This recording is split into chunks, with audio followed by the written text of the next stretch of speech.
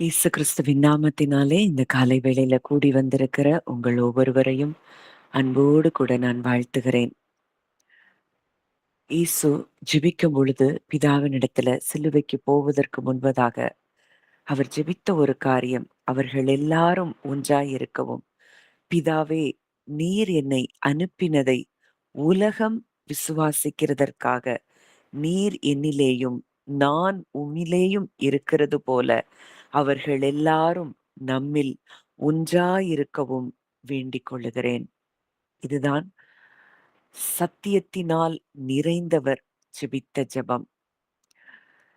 பிதாவினுடைய ஒரே பேரான குமாரனாகிய இயேசு கிறிஸ்து ஜெபித்த ஜெபத்திற்கு பிதா பதில் கொடுத்திருக்கிறார் என்றால், இன்றைக்கு பிதா, குமாரன், பரிசுத்த ஆவியானவரோடு கூட நாம் ஒன்றாக இணைக்கப்பட்டிருக்கிறோம், ஒன்றாக கலந்திருக்கிறோம் என்பதை நாம் எந்த அளவுக்கு ஆழமாய் நம்முடைய வாழ்க்கையில அறிய ஆரம்பிக்கிறோமோ, நம்முடைய வாழ்க்கையில இருக்கக்கூடிய பயங்கள் எல்லாம் தானாய் விலகி போகும். கவலைகள் தானாய் விலகி போகும். ஏன்னா, இன்றைக்கு அண்ட சராசரங்களையும் படைத்தவர், உங்களையும் என்னையும் சிருஷ்டித்தவர். அவராலே கூடாத காரியம் ஒன்றுமில்லை என்று சொன்னவர். நான் மாம்சமான யாவருக்கும் தேவனாகிய கர்த்தர். என்னாலே செய்யக்கூடாத அதிசயமான காரியம் ஒன்று உண்டோ என்று சொன்னவர். இன்றைக்கு நம்மோடு கூட ஒன்றாக கலந்திருக்கிறார் என்றால், இன்றைக்கு நம்முடைய வாழ்க்கையில அவரால் எதை செய்யாமல் இருக்க முடியும்? இன்னைக்கும் இந்த பிதா, குமாரன், பரிசுத்த ஆவியானவர், திரித்துவ தேவன் நம்மோடு கூட ஒன்றாக கலந்திருக்கிறார்கள். இத எந்த அளவுக்கு நீங்க ஆழமாய் நீங்க உணர, உணர, உணர, உணர ஆரம்பிக்கிறீர்களோ, அந்த அளவுக்கு நம்முடைய வாழ்க்கையில கிருபையும், சமாதானமும் பெருக ஆரம்பிக்கும். இன்னைக்கும் நெறைய ரெஸ்ட்லெஸ்னஸ் நமக்கு இருக்குது. நம்ம இன்னும் அந்த சமாதானத்த அனுபவிக்க முடியல, வாழ்க்கையில கிருபைய பார்க்க முடியல அப்படின்னா, இன்னமும் அவரோடு கூட நாம ஒன்றாக கலந்திருக்கிறோம். அவரை இன்னும் ஆழமாக அறியாத அந்த இடங்கள்ல தான் நமக்குள்ள பயங்கள் இருக்கும். ரீப்லா ஹஷெக்கெரெபி லீபா லீஷோ ரூஹது கரபா. இந்த காலை வேளையில அந்த பயங்கள் எல்லாம் நம்மை விட்டு விலகி போகிறதை ரீஷா ஹீதோ லூஷரபா லேமெல் ஹெஷ்லே ப்ரீகா லூஷரபா. அவருடைய ஆவியானவர் நம்மை இப்பொழுதும் நிரப்புகிறதை ரீஷபஹாலே கிரேபே ஹீத லூக்கரபா. என்னுடைய ஆவியில நான் அப்படியே உணர்கிறதை நான் பார்க்கிறேன். நம்ம ஒவ்வொருவருக்குள்ளேயும் அவர் ஒன்றாக கலந்திருக்கிறதை இன்னும் ஆழமாய் இந்த நாள்ல இருந்து நீங்க உணர ஆரம்பிப்பீர்கள். ரீ பலா ஹஷேக்கெரெ மீஹது கரபா. உங்களுடைய சுவாசத்தில் அவர் ஒன்றாக கலந்திருக்கிறார். அவருடைய சுவாசம்தான் உங்களுக்குள்ளே இன்றைக்கு ஓடிக்கொண்டிருக்கிறது. இதெல்லாம் இன்னும் ஆழமாய் உணர, உணர, உணர, உணர உங்க வாழ்க்கையில உங்க சூழ்நிலைகள பார்த்து, மனிதர்கள பார்த்து, மனிதர்களுடைய வார்த்தைகளை பார்த்து, எதை பார்த்தும் பயமில்லாத இடத்திற்குள்ள தேவன் உங்களை கொண்டு வர விரும்புகிறார். தேவ புத்திரர்கள் அப்படித்தான் இருப்பார்கள். கிறிஸ்துவை எதுவும் பயமுறுத்த முடியலனா, உங்களையும் எதுவும் பயமுறுத்த முடியாது. ரீபா ஷேக்கெரே மெஹி லபு அது கரபா. கர்த்தருடைய ஆவியானவர் நம் ஒவ்வொருவர் மேலும் இருக்கிறார். ஒவ்வொருவரையும் அளவில்லாமல் இந்த நாளிலே அவர் நிரப்பிக் கொண்டிருக்கிறதை என்னுடைய ஆவியில நான் அதிகமாய் நான் உணர்கிறேன். எல்லா விதமான இருள்களும் இந்த நிமிஷத்திலே உங்களை விட்டு ரீபஹா ஷேக்கெரே பீஹது கரபா உங்கள் எல்லைகளை விட்டு அது விலகி ஓடுகிறது. ஒரு பெரிய விடுதலை இந்த நாளிலும் உங்க வாழ்க்கையில உண்டாகிறதை நீங்கள் அனுபவிக்க ஆரம்பிக்கிறீர்கள். இந்த நாளிலும் நம்ம உயிர்த்தெழுந்த வல்லமை கடந்த நாளிலே அதை நம்ம கடந்த நாட்கள்ல அதை நம்ம தியானித்தோம். அந்த மெசேஜ நம்ம யூடியூப்ல நம்ம போட்டிருக்கிறோம். கண்டிப்பா அந்த பாட்ட நீங்க கேட்கணும். ஏன்னா, அந்த கிறிஸ்துவின் உயிர்த்தெழுந்த வல்லமை நமக்குள்ளே இன்றைக்கும் என்ன செய்து கொண்டிருக்கிறது என்பதை நம்ம அறிய, அறிய, அறிய தான் பல விடுதலைகளை நம்முடைய வாழ்க்கையில நம்ம பார்க்க முடியும். இந்த நாளிலும் அந்த செய்தியினுடைய தொடர்ச்சிய தான் நம்ம பார்க்க போகிறோம். த பவர் ஆஃப் ரிசரக்ஷன், கிறிஸ்துவின் உயிர்த்தெழுந்த வல்லமை, அவருடைய உயிர்த்தெழுதலின் வல்லமையை குறித்து நம்ம தியானிக்க போகிறோம். இன்னைக்கும் நம்மள பலர் நினைக்கிற காரியம் என்ன அப்படின்னா, அவர் செங்கடலை பிளந்தது. அதுதான் மிகப்பெரிய அற்புதமாய் நம்ம பார்க்கிறோம். சூரியன் யோசுவாவின் நாட்களிலே சூரியன் நின்றது பெரிய அற்புதமாய் பார்க்கிறோம். இந்த முழு பிரபஞ்சத்தையும் அவர் சிருஷ்டித்ததை நம்ம பெரிய வல்லமையாக பார்க்கிறோம். ஆனால் இது எல்லாவற்றையும் விட மிகப்பெரிய வல்லமை என்ன அப்படின்னா, இயேசு கிறிஸ்து மரணத்தை வென்று உயிர்த்தெழுந்ததுதான் மிகப்பெரிய வல்லமை. சிருஷ்டிப்பில தேவன் வெறுமையிலிருந்து உலகத்தை உருவாக்கினார். ஆனால் உயிர்த்தெழுதலில் நடந்தது என்ன? பாவம், சாபம், சாத்தான், மரணம், பாதாளம் இதை எல்லாவற்றையும் வென்று புதிய ஒரு சிருஷ்டியை, புது மனுக்குலத்தை கிறிஸ்துவில் தேவன் உருவாக்கினார். இதுதான் உயிர்த்தெழுதலில் நடந்த காரியமாயிருக்கிறது. இப்போ முதல் ஆதாமின் மூலம் முழு மனுக்குலமும் மரணத்திற்குள்ளாக வந்தது. வாசிக்கலாம். ரோமர் 5ஆம் அதிகாரம் 12ஆம் வசனம். ரோமர் 5:12.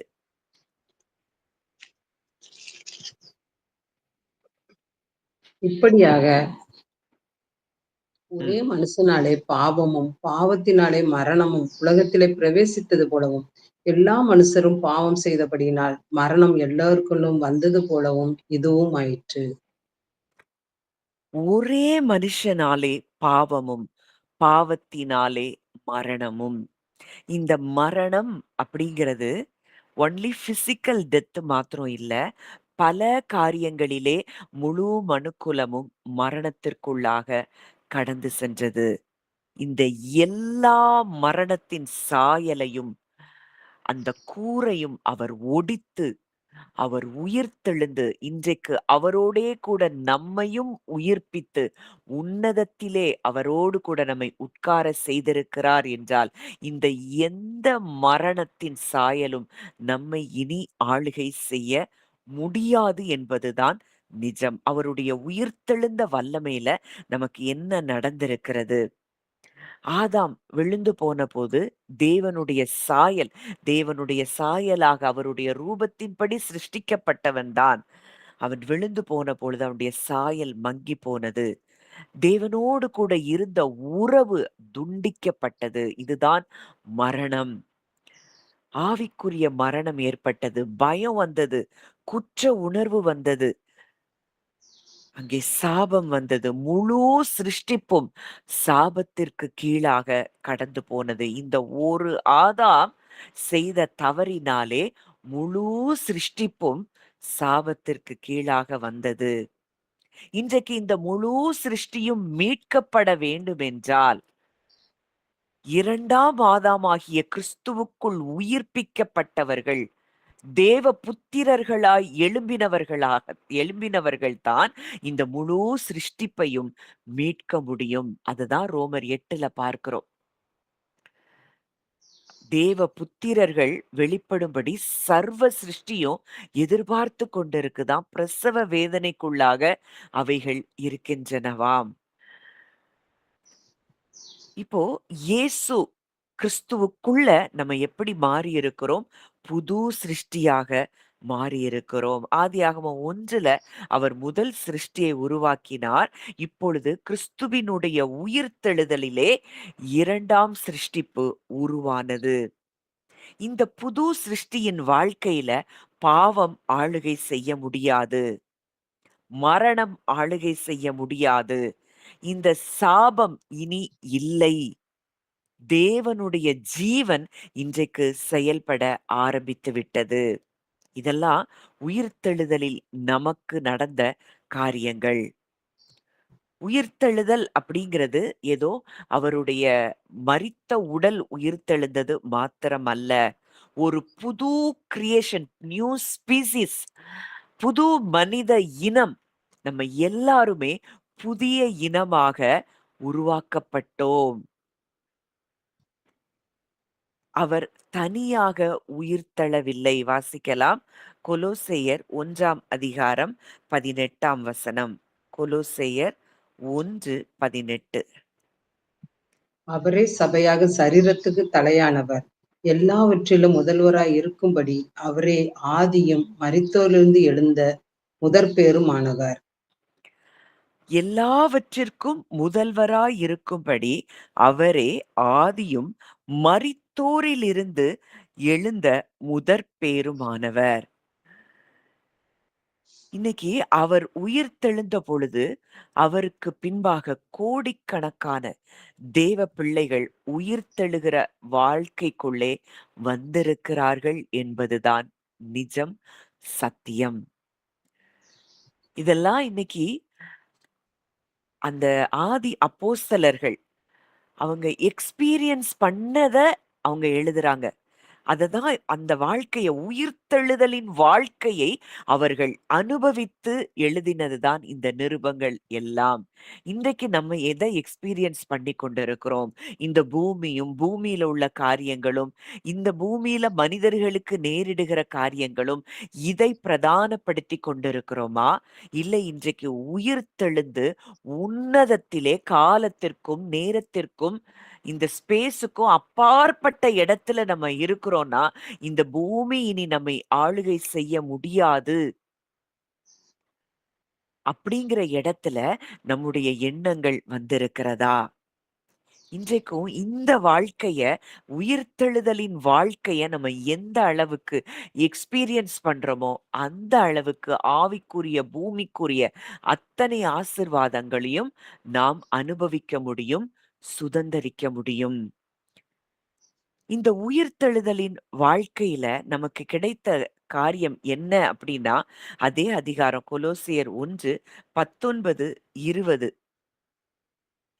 சகல பரிபூர்ணமும் அவருக்குள்ளே வாசமா இருக்கவும், அவர் சிலுவையில் சிந்தின இரத்தத்தினாலே சமாதானத்தை உண்டாக்கி, பூலோகத்தில் உள்ளவைகள் பரலோகத்தில் உள்ளவைகள் யாவையும் அவர் மூலமாய் தமக்கு ஒப்புரவாக்கிக் கொள்ளவும் அவருக்கு பிரியமாயிற்று. இங்க உயிர்த்தெழுதலிலே நடந்த மிகப்பெரிய ஒரு காரியம்.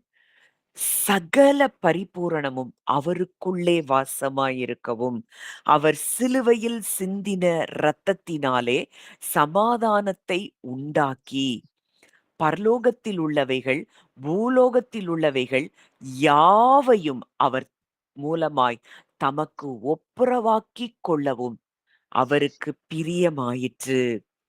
இன்றைக்கு பரலோகத்தில் இருக்கிறவைகள், பூலோகத்தில் இருக்கிறவைகள் எல்லாவற்றையும் அவர் ஒன்றாக்கி இருக்கிறார்.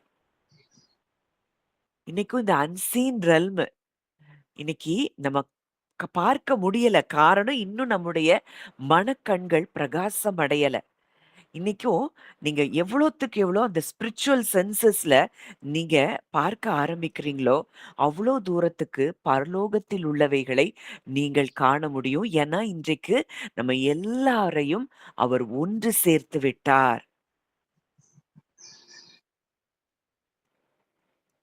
அடுத்த வசனம் 21வது வசனம் வாசிக்கின்றேன்.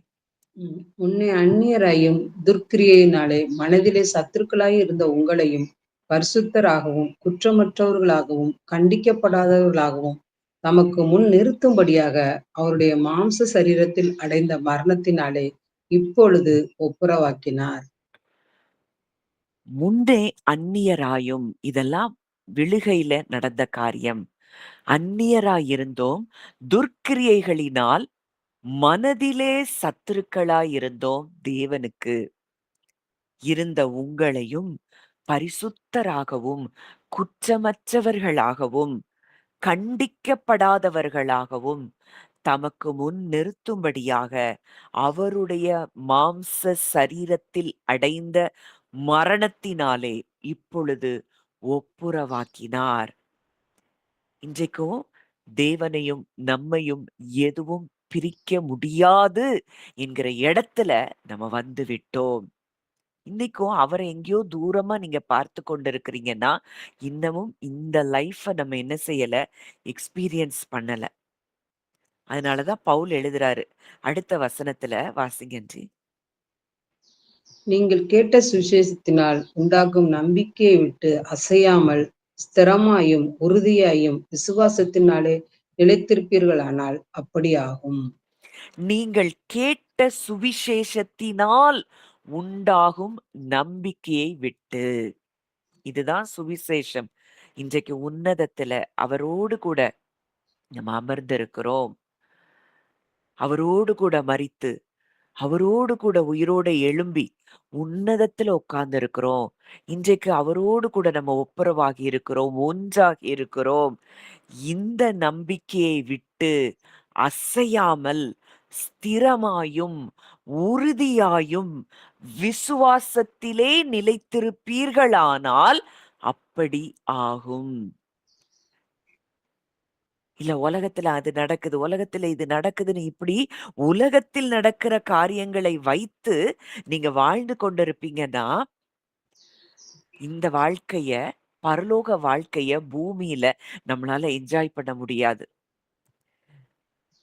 இன்றைக்கும் நமக்கு ஏன் கிறிஸ்து வந்தார், மரித்தார், உயிர்த்தெழுந்தார், இன்றைக்கு உன்னதத்துல அவரு கூட உட்கார வைத்திருக்கிறார்னா, அந்த பரலோக வாழ்க்கைய பூமியிலேயே நாம் வாழும்படிக்குத்தான் அவர் இவ்ளோ விலைக்கரையும் அவர் செலுத்தினார். அதனால நீங்கள் கேட்ட சுவிசேஷத்தினால் உண்டாகும் நம்பிக்கையை விட்டு அசையாமல், ஸ்திரமாயும், உறுதியாயும், விசுவாசத்தில் நிலைத்திருப்பீர்களானால் அப்படி ஆகும்.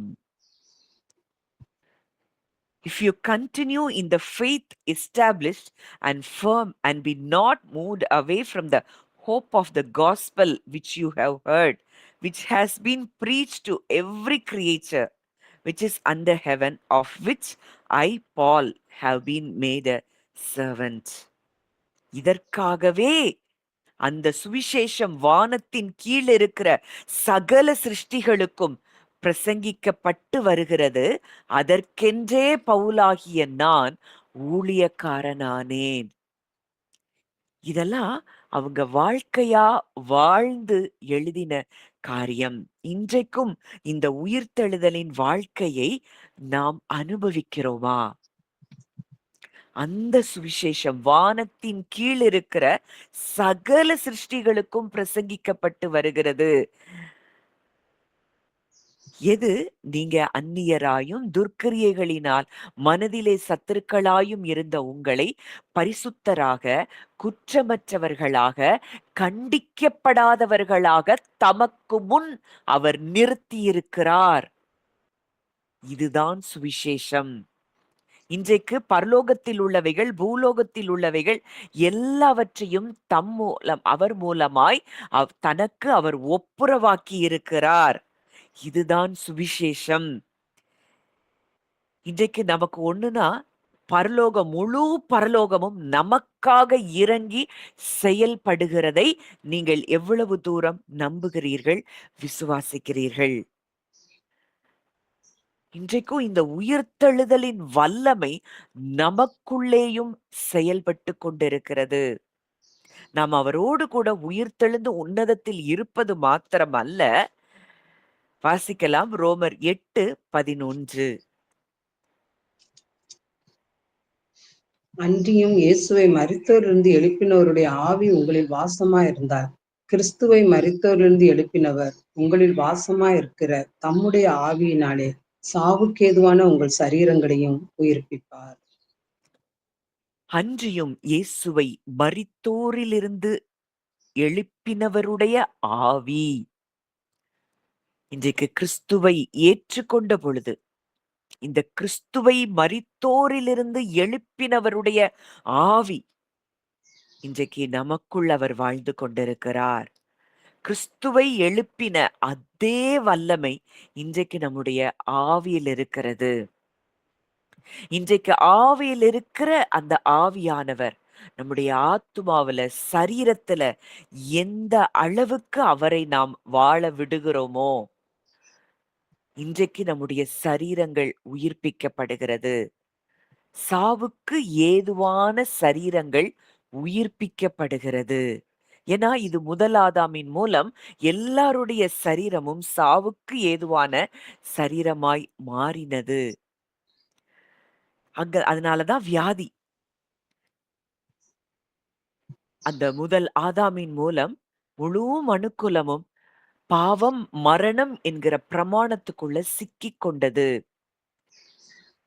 இன்றைக்கும் அந்த மரணத்திற்கு அதிகாரியாய் இருந்த அவனை கிறிஸ்துவுக்குள்ள நம்ம வந்த பிறகு அந்த மரணத்துக்கு அதிகாரியாகிய பிசாசானவனை அவர் தன்னுடைய மரணத்தினாலே அவர் அழித்து விட்டார் என்பதுதான் நிஜம். இன்னைக்கு கிறிஸ்துவுக்குள்ள உங்களுக்குள்ள உங்க ஆவியில அதே உயிர்த்தெழுந்த வல்லமைதான் இருக்கிறது. கிறிஸ்துவை மரித்தோரிலிருந்து எழுப்பினவருடைய ஆவி உங்களில் வாசமாய் இருக்கிறது என்பதுதான் நிஜம், சத்தியம். இதை எந்த அளவுக்கு நீங்க உணர ஆரம்பிக்கிறீங்களோ அந்த அளவுக்கு கிறிஸ்துவை போல இந்த பூமியில நாம் வாழ முடியும். இந்த உயிர்த்தெழுதலின் வல்லமை முன்னாடி பாவம் நம்மளை இழுத்து கொண்டே இருந்தது. இப்ப பரிசுத்த ஆவியானவர் ஒரு பிரமாணம் நம்மள பூமிக்கு கீழே அந்த பாதாளத்தின் எண்ணங்கள் நம்மை இழுத்து கொண்டிருந்தது. ஆனால் இன்றைக்கு கிறிஸ்துவுக்குள்ளே நாம் வந்திருக்கிறபடியினால் பரிசுத்த ஆவியானவர் அந்த ஜீவனின் ஆவியின் பிரமாணம் அந்த பாவம், மரணம் என்கிற பிரமாணத்தில் இருந்து நம்மை விடுதலை ஆக்கிற்று. மேலான ஒரு வாழ்க்கையை நாம் வாழ ஆரம்பிக்கிறோம். எந்த விதத்திலும் பாவம் இனி நம்மை ஆளுகை செய்ய இடமில்லை. இதெல்லாம் உயிர்த்தெழுதலின் வல்லமையில் நமக்குள்ளே ஏற்பட்ட காரியம். இன்றைக்கும் மரணத்தை வென்றவர் நமக்குள்ளே இருக்கிறார். இன்னைக்கு நம்ம எதை குறித்து பயப்படணும்? மரணத்தையே வென்றவர் நமக்குள்ளே இருக்கிறார் என்றால் இன்னைக்கு உங்களுடைய எந்த காரியங்களை குறித்து நீங்க பயந்து கொண்டிருக்கிறீங்க? அப்போ உயிர்த்தெழுதலின் வல்லமை செயல்படும் வாழ்க்கை நமக்குள்ள இருக்குது அப்படின்னா நம்ம நம்பிக்கையை ஒருபோதும் இழக்க மாட்டோம். உயிர்த்தெழுதலின் வல்லமையில வாழ்கிற ஒரு மனிதன் சூழ்நிலையால் கட்டப்பட்டிருக்க மாட்டான். அவன் தேவனுடைய வார்த்தையினால், வாக்குத்தத்தங்களினால் வாழ்கிறவனாயிருப்பான். மரண பயம் அவனுக்கு இருக்காது. கிறிஸ்துவின் ஜீவனில் அவன் வாழ ஆரம்பிப்பான். என்னால முடியாது அப்படின்னு அவன் சொல்ல மாட்டான். என்னை பலப்படுத்துகிற கிறிஸ்துவினாலே எல்லாவற்றையும் செய்ய எனக்கு பலன் உண்டு என்று இந்த உயிர்த்தெழுதலின் வல்லமையை அனுபவிக்கிறவன் அவன் சொல்லுகிறவனாயிருப்பான். இன்றைக்கு நம்ம எந்த இடத்துல இருக்கிறோம்? கிறிஸ்துவை மரித்தோரிலிருந்து எழுப்பினவருடைய அதே ஆவியானவர் என்னுடைய ஆவியில இருக்கிறார். நான் பாவத்திற்கும் மரணத்திற்கும் இனி அடிமை அல்ல. நான் கிறிஸ்துவோடு கூட உயிர்த்தெழுந்திருக்கிறேன். நான் புது சிருஷ்டியாயிருக்கிறேன். தேவனுடைய உயிர்த்தெழுதலின் வல்லமை என் வாழ்க்கையில் செயல்பட்டு கொண்டே இருக்கிறது. இதை உணர்கிறவர்களாய் நாம் இருக்க வேண்டும். இப்போ ஆதாம் பாவம் செய்த உடனேயே அந்த மரணம், அந்த கான்சிக்வென்சஸ், இமீடியட் கான்சிக்வென்சஸ் எதெல்லாம் அப்படின்னு சொல்லி பார்த்தோம்னா, முதலாவது தேவனோடு கூட இருந்த ஐக்கியம் அது அற்று போனது. அவன் பிரசன்ஸ்ல, காட்ஸ் பிரசன்ஸ்ல சந்தோஷமாய் உலாவிக் கொண்டிருந்தவன் இப்போ அவருக்கு பயந்து ஒளிந்து கொண்டான். இந்த பாவம், மரணம் என்கிற பிரமாணம் முதலாவது தேவனுடைய உறவிலிருந்து நம்மை பிரித்தது. இன்றைக்கு கிறிஸ்துவின் உயிர்த்தெழுந்த வல்லமை நமக்குள்ளே இருக்கிறபடியினால் இன்றைக்கு நாம் தேவனோடு கூட, திரித்துவ தேவனோடு கூட ஒன்றாக்கப்பட்டிருக்கிறோம். இன்றைக்கு நம்மை ஒன்றும் பிரிக்க முடியாது. அவரோடு கூட இன்னைக்கு ஒன்னா கலந்துட்டோம். சர்வத்தையும் சிருஷ்டித்தவரோடு கூட நம்ம ஒன்றாக கலந்து விட்டோம். அடுத்ததா அவங்களுக்கு வெட்கம் வந்தது, குற்ற உணர்வு வந்தது. இதெல்லாம் மரணத்தின் கூறாக இருக்கிறது. 1 கொரிந்தியர்ல பார்க்கிறோம். "மரணமே உன் கூர் எங்கே? பாதாளமே உன் ஜெயம் எங்கே?" அப்போ 2 பேருடைய அன்றைக்கு ஆதாம், ஏவாள் 2 பேருடைய கண்களும் அந்த பழத்தில பங்கெடுத்தபடியினாலே, நன்மை, தீமை அறியத்தக்க அந்த கனியில பங்கெடுத்தபடியினாலே, அவர்கள் கண்கள் திறக்கப்பட்டன. நிர்வாணிகள்னு அறியிறாங்க. அவங்க மனதுல வெட்கம் வந்தது. முதலாவது பயம், வெட்கம், குற்ற உணர்வு எல்லாவற்றையும் உண்டாக்கினது. இதெல்லாம் மரணம். மரணம் அவர்களை ஆளுகை செய்ய தொடங்கினதன் விளைவு. இன்றைக்கு நீங்களும் நானும் இந்த மரணத்திலிருந்து விடுவிக்கப்பட்டு உயிர்த்தெழுந்த வல்லமையினால் இன்னைக்கு நமக்கு குற்ற மனசாட்சி இல்ல, வெட்கம் இல்ல, பயம் இல்ல. அவரோடு கூட நம்ம ஒன்றாக இணைந்திருக்கிறோம். அது காட்ஸ் பிரசன்ஸ்ல ஒன்றாக இணைந்து இருக்கிற வரைக்கும், கலந்து இருக்கிற வரைக்கும் ஆதாமுக்குள்ள பயம் இல்ல. அப்போ பாவம், மரணம் என்கிற பிரமாணம் ஒரு மனுஷனுக்குள்ள கொண்டு வருகிறது பயம். இன்னைக்கும் உங்களுக்கு பயம் இருக்குன்னா, இந்த உயிர்த்தெழுதலின் வாழ்க்கைய நம்ம இன்னமும் அதிகமா எக்ஸ்பீரியன்ஸ் பண்ணாததன் விளைவுதான். மனுஷன போல சிந்திக்கிறோம். மண்ணானவனைப் போல நம்ம சிந்திக்கிறோம். அதனால தான் பயம். ஒரு நியூஸ கேட்டா பயம். மற்றவங்க எதையோ ஒரு காரியத்த சொல்றாங்க, உங்கள்ட்ட ஷேர் பண்றாங்க. உடனே ஒரு பயம். இது நமக்கு நடந்துருமோ? எப்படி நடக்கும்?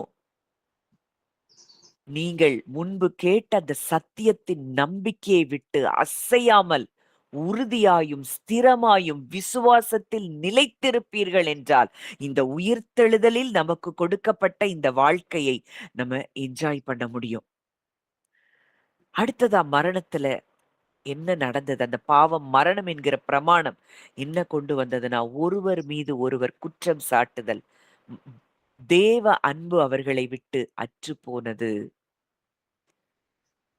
ஆதாம் ஏவாள படைச்சு ஆதாமுக்கு முன்னாடி கொண்டு கர்த்தர் விடும்பொழுது, அவர் சொல்றான், "இவள் என் எலும்பின் எலும்பும், என் மாம்சத்தின் மாம்சமும்." அவள தன்னை விட்டு அவள் பிரிச்சே பார்க்கல ஆதாம். தன்னோடு கூட அவள் ஒன்றாக இருக்கிறவளாய் பார்த்தான். ஆனா அடுத்த அதிகாரத்துல, "நீர் தந்த ஸ்திரீ." ஏவாள் சொல்றா, "சர்ப்பம் என்னை வஞ்சித்தது." அங்க பிரிவினை உண்டானது. இன்றைக்கு இந்த உயிர்த்தெழுந்த வல்லமையில நீங்க வாழ ஆரம்பிப்பீங்கன்னா, இந்த பிரிவினைகள் உங்க குடும்பங்கள்ல இருந்தாலும், அது அப்படியே மாறும்.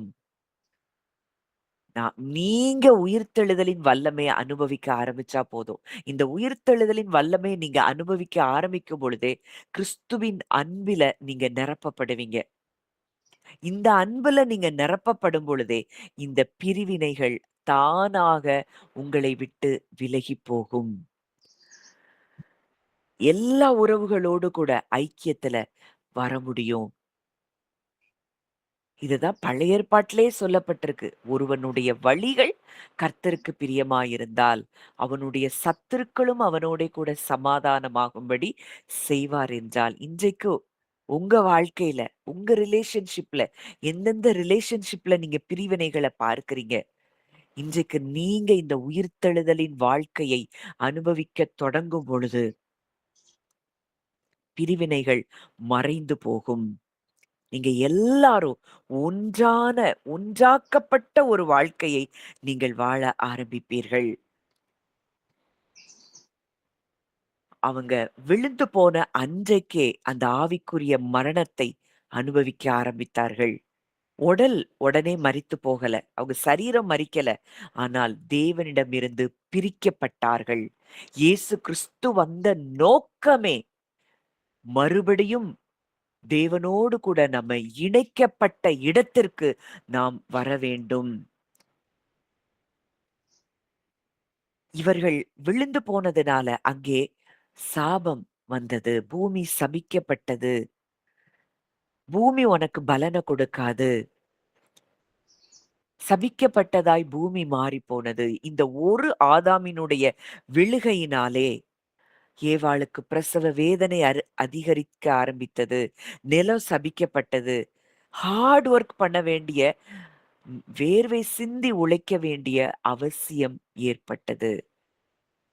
அதுவரைக்கும் விடுதலையாய் சமாதானமாய் அந்த தோட்டத்துல எந்த கஷ்டமும் இல்லாம அவங்க ஜீவனத்துக்காக எந்த கஷ்டமும் பட வேண்டிய இடத்துல அவங்க இல்ல. ஆனா இந்த கஷ்டங்கள் எல்லாம் இந்த பூமி முழுவதும் சபிக்கப்பட்டபடினாலே ஆதாமின் நிமித்தம் இந்த இடத்துக்குள்ள அவங்க வந்தாங்க. இன்றைக்கும் உயிர்த்தெழுந்த வல்லமையை அனுபவிக்கிற நாம் இது எல்லாவற்றிலும் இருந்து விடுவிக்கப்பட்டிருக்கிறோம். இன்றைக்கு பூமி நமக்கு பலனை கொடுத்துத்தான் ஆக வேண்டும். கிறிஸ்துவுக்குள்ள வந்திருக்கிறோம்னா இன்றைக்கு அவருடைய ரத்தம் இந்த பூமியில சிந்தப்பட்டிருக்குன்னா இன்றைக்கு நமக்கு பூமி பலனை தந்துதான் ஆக வேண்டும். நம்ம ஹார்ட் ஒர்க் பண்ணணும் அப்படிங்கிறதெல்லாம் இல்ல. நம்ம உண்மையா இருக்கணும் நம்முடைய வேலையில. அதற்காக சோம்பலா இருக்க தேவன் சொல்லல. ஆனா நம்ம அத கஷ்டமா நம்ம எந்த வேலையும் செய்ய மாட்டோம். அதை சந்தோஷமா நம்ம செய்கிற ஒவ்வொன்னையும் நம்ம என்ஜாய் பண்ணி நம்ம செய்வோம். நம்முடைய வாழ்க்கை அது எல்லா பகுதிகளிலும் அது ஆசிர்வாதம் நிறைந்ததாய் மாறுகிறது. எல்லா சாபங்களும் கிறிஸ்துவின் மூலம் கிறிஸ்துவுக்குள்ள இருக்கிற நமக்கு அது முறிக்கப்பட்டது. கலாத்தியர் 3:13 படிக்கிறோம். மரத்திலே தூக்கப்பட்ட எவனும் சபிக்கப்பட்டவன் என்று எழுதியிருக்கிறபடி கிறிஸ்து நமக்காக சாபமாகி நியாயப்பிரமாணத்தின் சாபத்திற்கு நம்மை நீங்களாக்கி மீட்டு கொண்டார். இன்றைக்கு கிறிஸ்து மீட்டு கொண்டு விட்டார். அவரே சாபமாயிட்டார். நம்முடைய சாபத்தை அவர் மேல் சுமந்து அவரே சாபமாகி இன்றைக்கு நாம் ஆபிரகாமின் ஆசீர்வாதங்களை பெறும்படியாக இன்றைக்கு அந்த உயிர்த்தெழுதல் நமக்கு இந்த மகா பெரிய இந்த பூமிக்குரிய ஆவிக்குரிய ஆசிர்வாதங்களை நான் சுதந்தரிக்கும்படியாக இந்த உயிர்த்தெழுதலின் வல்லமை இன்றைக்கும் நமக்காக கிரியை செய்து கொண்டிருக்கிறது. அடுத்ததா இம்மீடியட் கான்சிக்வன்ஸ் என்னன்னு பார்த்தோம்னா, உடனடியாக ஏதேன் தோட்டத்திலிருந்து அவர்கள் வெளியேற்றப்பட்டார்கள். அப்போ ஆதாம் கொண்டு வந்த இந்த பாவம் மரணத்தை கிறிஸ்து முற்றிலுமாக அதை நம்மை விட்டு நீக்கினார். இந்த சுவிசேஷம், இந்த நம்பிக்கையை விட்டு நீங்க அசையாம உறுதியா நிலைத்திருப்பீங்க, விசுவாசத்துல நிலைத்திருப்பீங்கன்னா இந்த சுவிசேஷத்தின் பலன் உங்களுக்கு உண்டாகும். வசனம் அதுதான் சொல்லுது. தேவனுடைய கிருபையை சத்தியத்தின்படி அறிந்து கொண்ட நாள் முதல் அது நமக்குள்ளே பலன் செய்கிறதாம். தேவனுடைய கிருபையை சத்தியத்தின்படி இன்றைக்கு நீங்க அறிந்து கொள்றீங்கன்னா, இதுதான் நிஜமா நீங்க பார்க்க ஆரம்பிக்கிறீங்கன்னா இது உங்களுக்குள்ளே பலன் செய்யும். வாசிக்கலாம். ரோமர் 5ஆம் அதிகாரம் 19ஆம் வசனம்.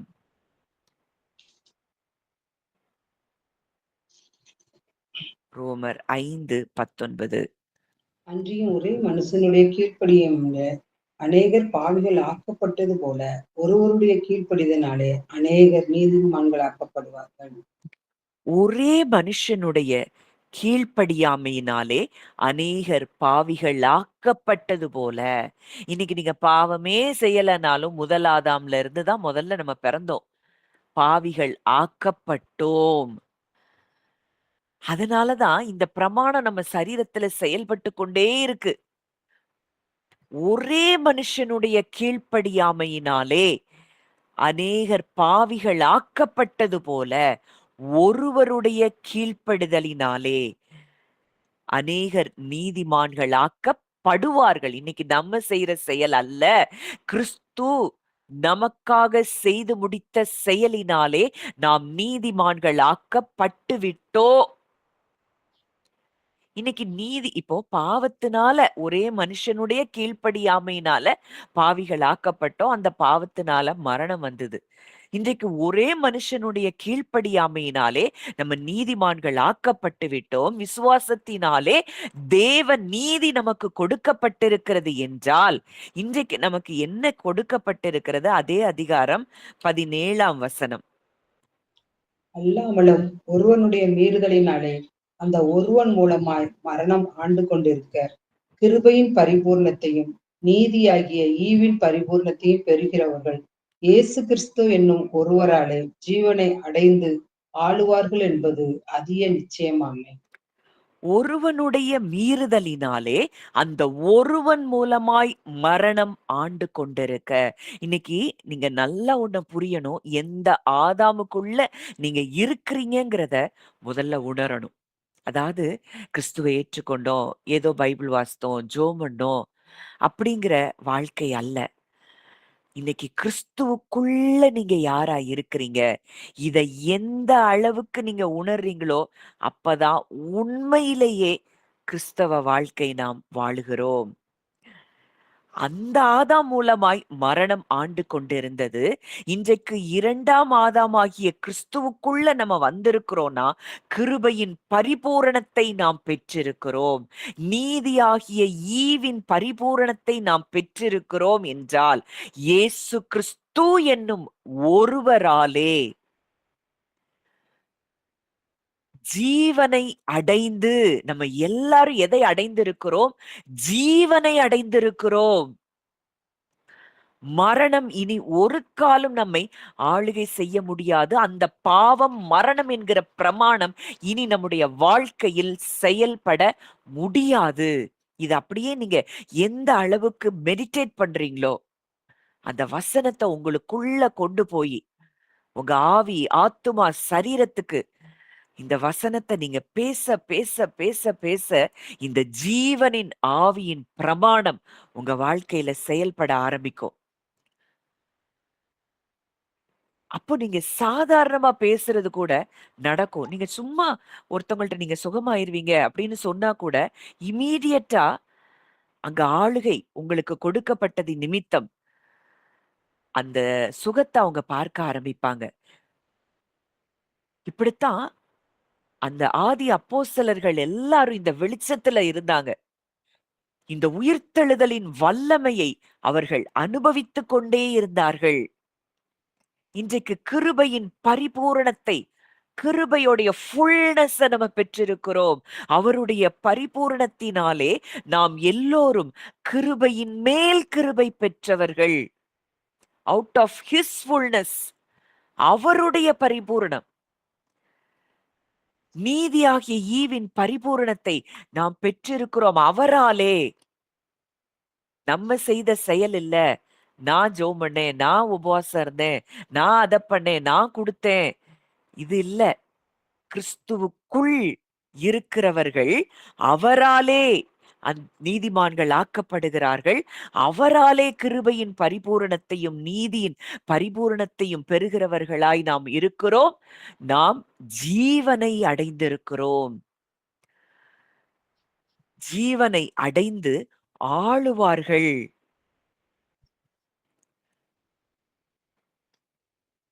வசனம் சொல்லுது ஆங்கிலத்துல, For if through one man's offense death reigned, through that one, much more will those who receive abundance of grace and of the gift of righteousness reign in life through one Jesus Christ. கிறிஸ்து என்னும் ஒருவராலே நாம் ஜீவனை அடைந்திருக்கிறோம். இன்றைக்கும் இந்த மனக்கண்கள் தான் நமக்கு பிரகாசம் அடைய வேண்டும். Death rain through that one. யாரு? முதல் ஆதாமின் மூலம். First Adam. மரணம் ஆளுகை செய்து கொண்டிருந்தது. முழு மனுக்குலத்தையும் மரணம் ஆளுகை செய்து கொண்டிருந்தது. இன்றைக்கு கிறிஸ்துவுக்குள்ள நம்ம வந்துட்டோம்னா, இன்றைக்கு நம்மை ஜீவன் ஆளுகை செய்கிறது. நாம் அந்த ஜீவனாலே நாமும் ஆளுகை செய்ய ஆரம்பிக்கிறோம். ஆளுவார்கள் என்பது அதிக நிச்சயமாமே. இன்றைக்கு இந்த நிச்சயத்தை நம்ம பெற்றிருக்கிறோமா? இதுதான் சுவிசேஷத்தின் மகிமையின் நம்பிக்கை. இன்றைக்கு உயிர்த்தெழுந்து வாசிக்கலாம். எபேசியர் 2ஆம் அதிகாரம் 5ஆம் 6ஆம் வசனங்கள். எபேசியர் 2, 5, 6.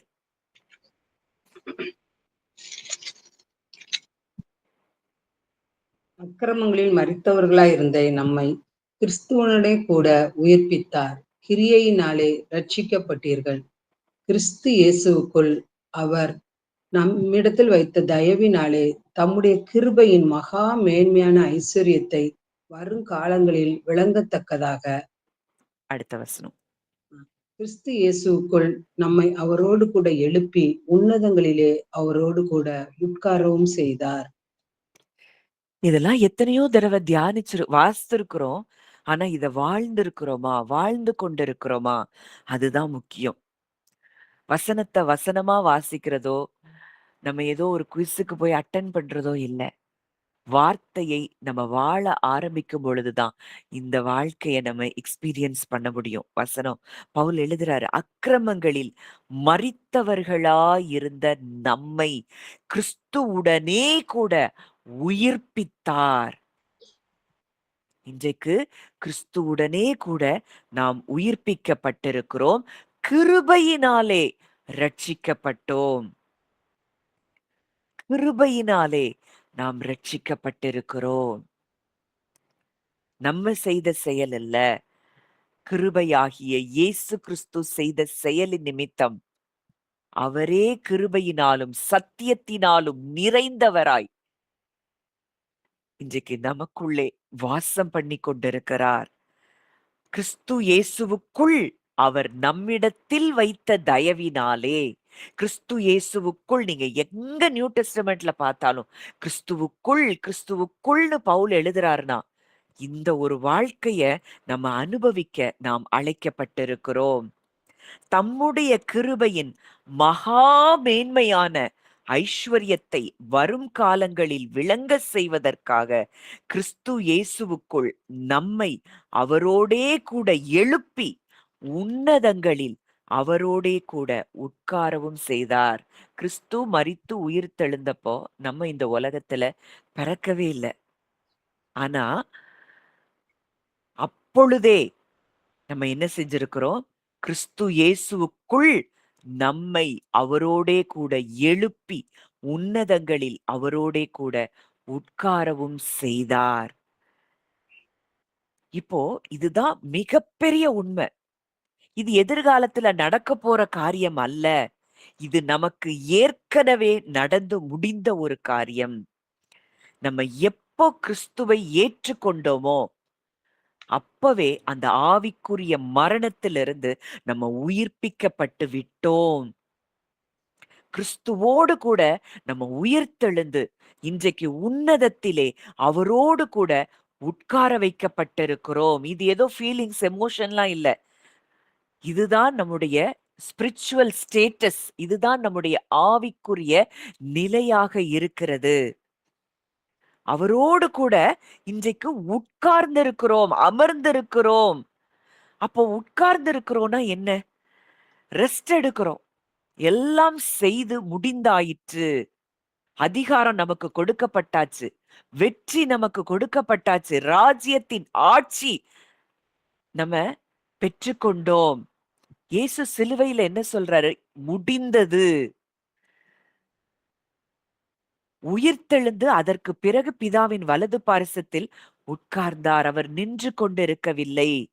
ஏனென்றால் ரட்சிப்பின் கிரியை அத்தனையையும் கிறிஸ்து முடித்து இன்றைக்கு நம்முடைய ரட்சிப்புக்காக நம்ம போராட வேண்டுவதில்லை. அவர் பெற்ற வெற்றியில நம்ம ரெஸ்ட், நம்ம அந்த அந்த ரெஸ்டுக்குள்ள நம்ம வருவதுதான் தேவன் நம்மை அழைக்கிற ஒரு காரியம். இந்த உயிர்த்தெழுதலிலே நம்ம என்ன செய்யறோம்? ரெஸ்டுக்குள்ள வர்றோம். இன்னைக்கு நீங்க அது இல்ல, இது இல்ல, அந்த பிரச்சனை இப்படி இருக்கு, இந்த போராட்டம் எப்படி இருக்கு, இல்ல. எல்லாத்தையும் அவர் டீல் பண்ணிட்டு, இன்றைக்கு பிதாவின் வலது பாரிசத்துல உட்கார்ந்திருக்கிறார். இன்றைக்கு அவரோடு கூட நாமும் உட்கார்ந்திருக்கிறோம் என்றால், உங்களை ஆளுகை செய்வதற்கு எந்த வல்லமைக்கும் அதிகாரம் இல்லை என்பதுதான் நிஜம். இத நீங்க உணர்வீங்கன்னா, இந்த வெற்றியுள்ள வாழ்க்கைய நீங்க அனுபவிக்க முடியும். இல்லன்னா மனுஷர போல தான் நம்ம வாழ்ந்து கொண்டு, பயந்து கொண்டு, மண்ணானவன் எப்படியோ மண்ணானவர்கள் அப்படி இருக்கிறார்கள்.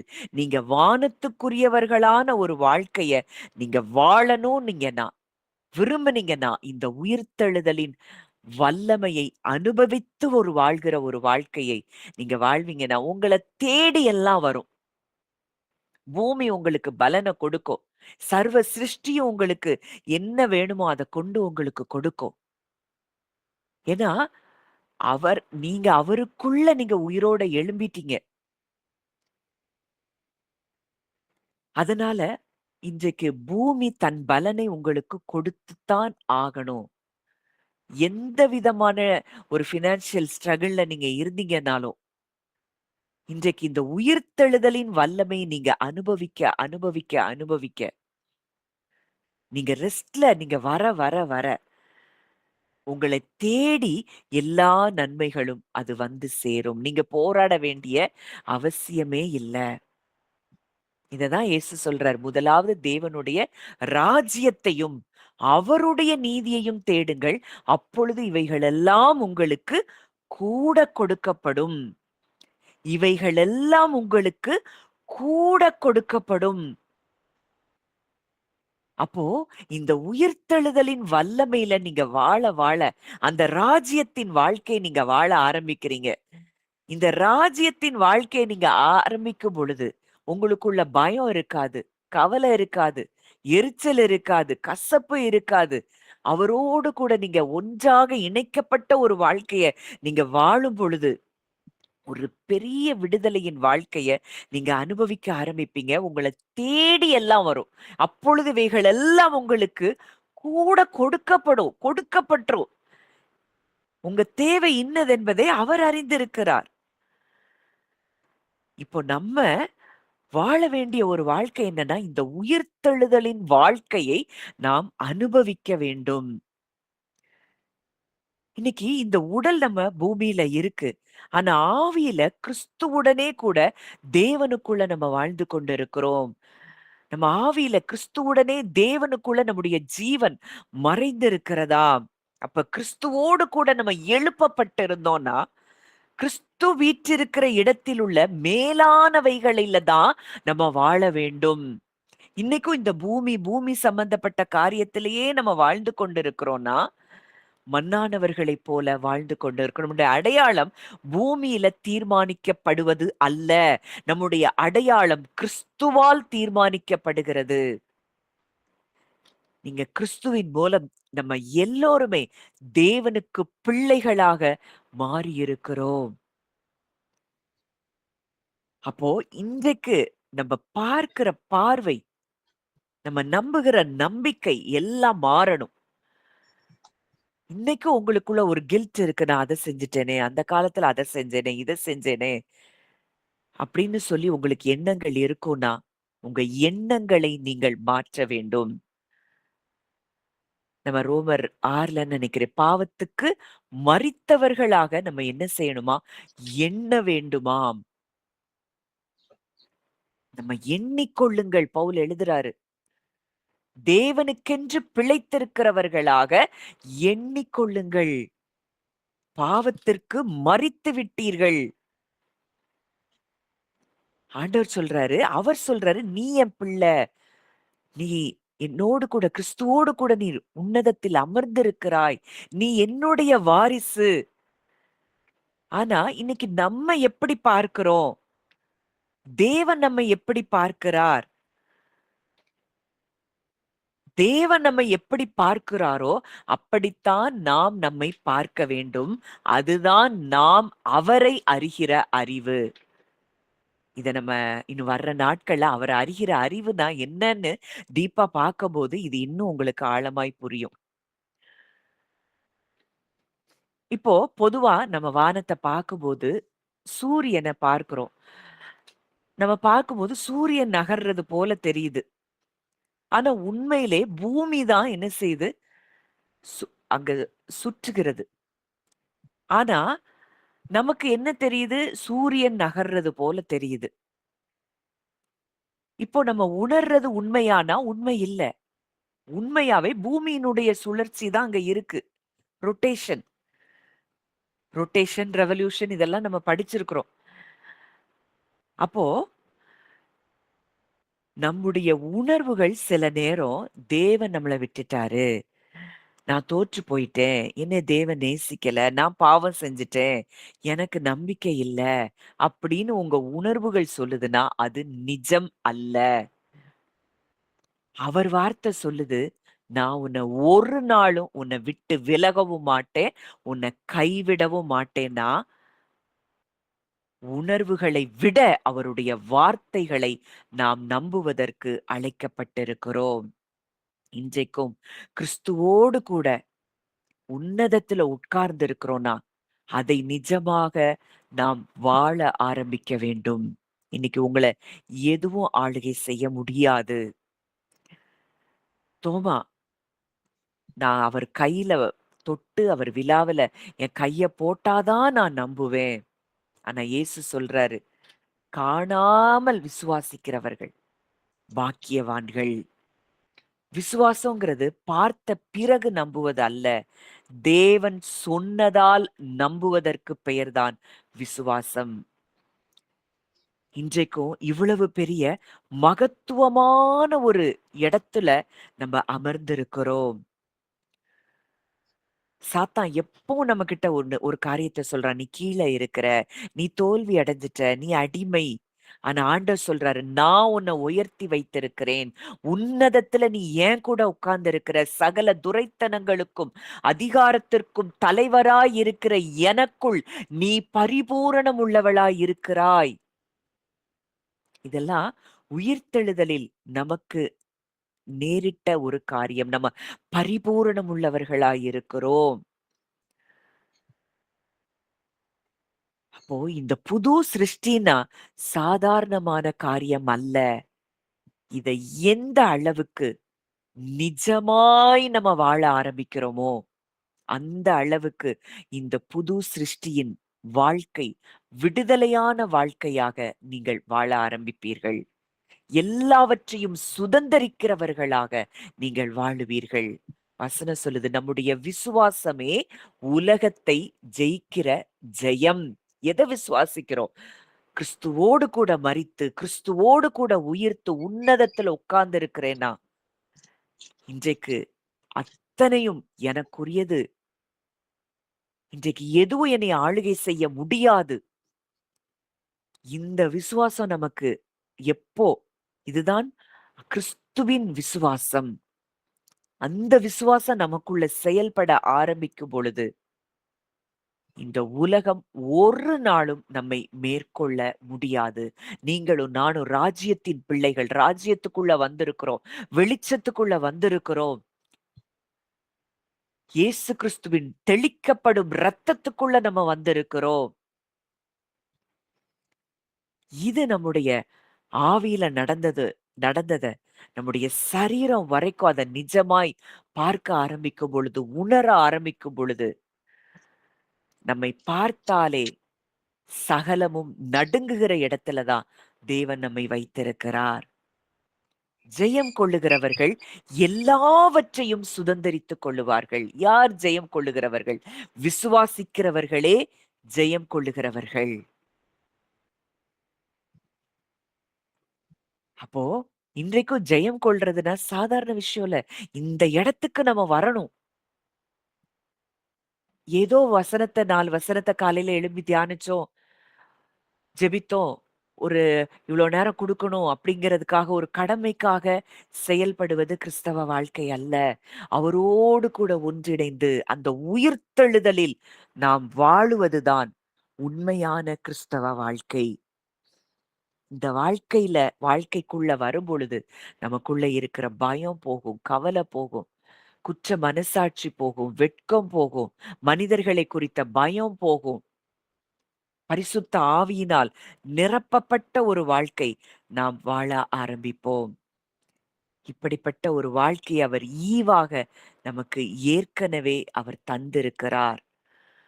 அந்த வாழ்க்கைய நம்ம வாழ ஆரம்பிப்போம். கிறிஸ்துவுக்குள் எப்பொழுதும் நம்மை வெற்றி சிறக்க பண்ணுகிறவர்.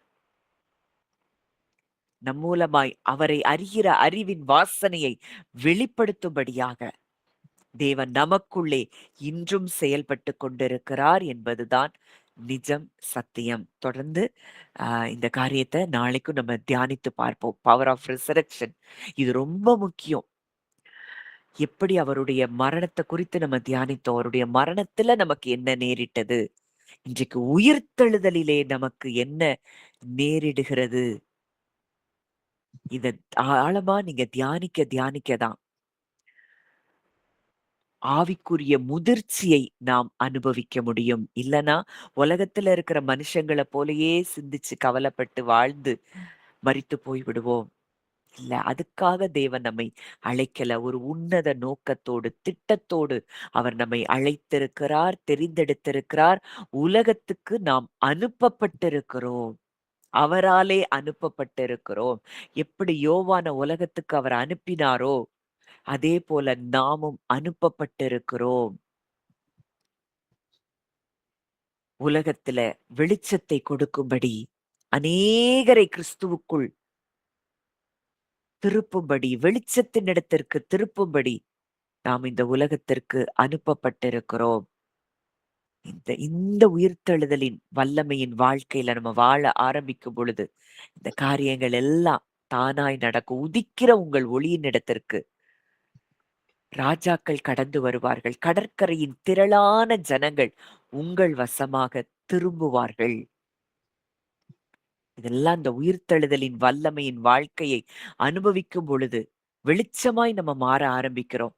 இந்த வெளிச்சத்திற்கு ஜாதிகள் நம்மை தேடி வருகிறதை நீங்கள் காண முடியும். இன்னும் உயிர்த்தெழுதலின் அந்த வல்லமையின் வாழ்க்கையில என்னெல்லாம் இருக்குதுங்கிறத நம்ம தொடர்ந்து தியானிக்க தியானிக்க ஆவியானவர் உங்களை பலப்படுத்துகிறவராயிருக்கிறார், உங்களை வழிநடத்துகிறவராயிருக்கிறார். அப்படியே கண்களை மூடி அந்த உயிர்த்தெழுதலின் வல்லமையின் வாழ்க்கைய அப்படியே கொஞ்ச நேரம் நம்ம மெடிடேட் பண்ணலாம். இன்றைக்கு இந்த பூமியில உங்க சரீரம் இருந்தாலும் ஆவியில உன்னதத்துல நீங்க அவரோடு கூட உட்கார்ந்து இருக்கிறீங்க. அது அப்படியே ரியலா பாருங்க, நிஜமா பாருங்க. அதுதான் உண்மை, அதுதான் சத்தியம். காண்கிறது எல்லாம் அனித்தியமானவைகள், காணாத நித்தியமானவைகள். இன்னைக்கு கிறிஸ்துவோடு கூட அவருக்கு பக்கத்துல நீங்க உட்கார்ந்து இருக்கிறீங்க. இன்னைக்கு உங்க வாழ்க்கையில எதெல்லாம் மலை போல தெரிஞ்சுதோ அதெல்லாம் உங்க காலுக்கு கீழே இருக்கு. அதெல்லாம் உங்க காலுக்கு கீழே இருக்கு. நீங்க இப்போ அந்த பிரச்சனைய பார்த்து பேசுறீங்கன்னா அது அந்த பிரச்சனை அப்படியே இல்லாம போகும். ஏன்னா சகல துரைத்தனங்களுக்கும் அதிகாரங்களுக்கும் தலைவராய் இருக்கிற அவருக்குள்ள நீங்க இருக்கிறீங்க.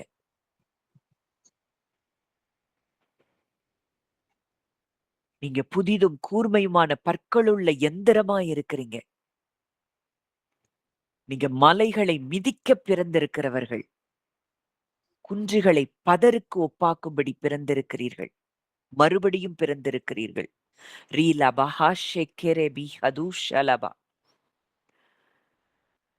நீங்க சொன்னா போதும், எல்லாம் அடங்கும்.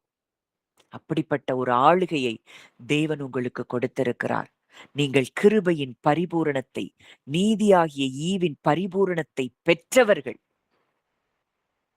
இயேசு கிறிஸ்து என்னும் ஒருவராலே நீங்கள் ஜீவனை அடைந்திருக்கிறீர்கள். அதை சொல்லுங்க. நானும் எங்கள் குடும்பமும் இயேசு கிறிஸ்து என்னும் ஒருவராலே ஜீவனை அடைந்திருக்கிறோம். எங்கள் குடும்பங்களுக்கு விரோதமாய் இன்றைக்கும் செயல்படுகிற சகல விதமான பிரிவினை ஆவிகளாயிருந்தாலும் சரி, எல்லா விதமான பொருளாதாரத்துல நஷ்டத்தை ஏற்படுத்தின ஆவிகள் எல்லாவற்றையும் நாங்கள் துரத்தி கட்டி பாதாளத்துக்குள்ள தள்ளுகிறோம். வியாதியின் கொண்டு வந்த அந்த பலவீனப்படுத்துகிற ஆவிகள், அவைகள் எங்கள் குடும்பங்களை விட்டு நிரந்தரமாக அவைகளை துரத்தி கட்டி பாதாளத்துக்குள்ள தள்ளுறோம். இனி எதுவும் எங்களை ஆளுகை செய்ய முடியாது. ரீபா ஹால்பிரே ஷேக்கெரே மீ ஹதுஷலபா. அவருடைய உயிர்த்தெழுதலின் வல்லமை இன்றைக்கும் உங்களுக்குள்ளே செயல்படுகிறது. உங்களுடைய அவயவங்கள் ஒவ்வொன்றுக்குள்ளாகும் அந்த உயிர்த்தெழுதலின் வல்லமை செயல்படுகிறத அப்படியே நீங்க உணர ஆரம்பிங்க. ஒரு பெரிய விடுதலையை தேவன் இன்றைக்கு உங்களுக்கு கொடுத்து கொண்டிருக்கிறார். ஒவ்வொரு அவயவங்களுக்குள்ளாகும் அந்த உயிர்த்தெழுதலின் வல்லமை செயல்பட்டு கொண்டிருக்கிறது. அதை உணர்றீங்க. உங்கள பலர் அந்த உயிர்த்தெழுதலின் வல்லமையை உணர ஆரம்பிக்கிறது நான் பார்க்கிறேன். எல்லா விதமான பயத்தின் ஆவிகள் அது வெளியேறுகிறது. சோர்வின் ஆவிகள் வெளியேறுகிறது. திட நம்பிக்கை, பலமும் அன்பும் தெளிந்த புத்தியும் உள்ள ஆவி உங்களை நிரப்பிக் கொண்டிருக்கிறது. ஒரு பெரிய விடுதலை. நல்ல தகப்பனே, நன்றியோடு உம்மை துதிக்கிறோம், ஸ்தோத்தரிக்கிறோம். இந்த நல்ல நாளிலும் எங்களோடு கூட இடைப்பட்ட உம்முடைய வார்த்தைகளுக்காக நாங்கள் நன்றி செலுத்துகிறோம். கிறிஸ்துவின் உயிர்த்தெழுந்த வல்லமை எங்களுக்குள்ளே செயல்படுகிறதை நாங்கள் அனுதினமும் உணர, அந்த உயிர்த்தெழுந்த வல்லமையிலேயே நாங்கள் வாழ எங்களுக்கு நீங்க உதவி செய்யுங்கப்பா. பரிசுத்த ஆவியானவரே, நீர் எங்களுக்குள் இருந்து எங்களை நீர் வழிநடத்தும்படி எங்களை உம்முடைய சமூகத்திலே நாங்கள் ஒப்பு கொடுக்கிறோம். அப்பா, உன்னதத்துல நாங்க உங்க கூட உட்கார்ந்து இருக்கிறோம். ஜீவனை அடைந்திருக்கிறோம். ஆளுகை எங்களுக்கு நீர் கொடுத்திருக்கிறீர். சகலவற்றையும் ஆளுகை செய்யும்படி எங்களுக்கு நீர் அப்பா எல்லாவற்றையும் எங்களுக்கு நீங்க தந்திருக்கிறீங்கப்பா. நன்றி செலுத்துகிறோம். விதைக்கப்பட்ட இந்த வார்த்தைகள் ஒவ்வொருவருடைய இருதயத்திலும் 1000 மடங்கு பலன் செய்யட்டும். இயேசுவின் மூலம் கேட்கிறோம் ஜீவனுள்ள நல்ல பிதாவே. ஆமேன், ஆமேன்.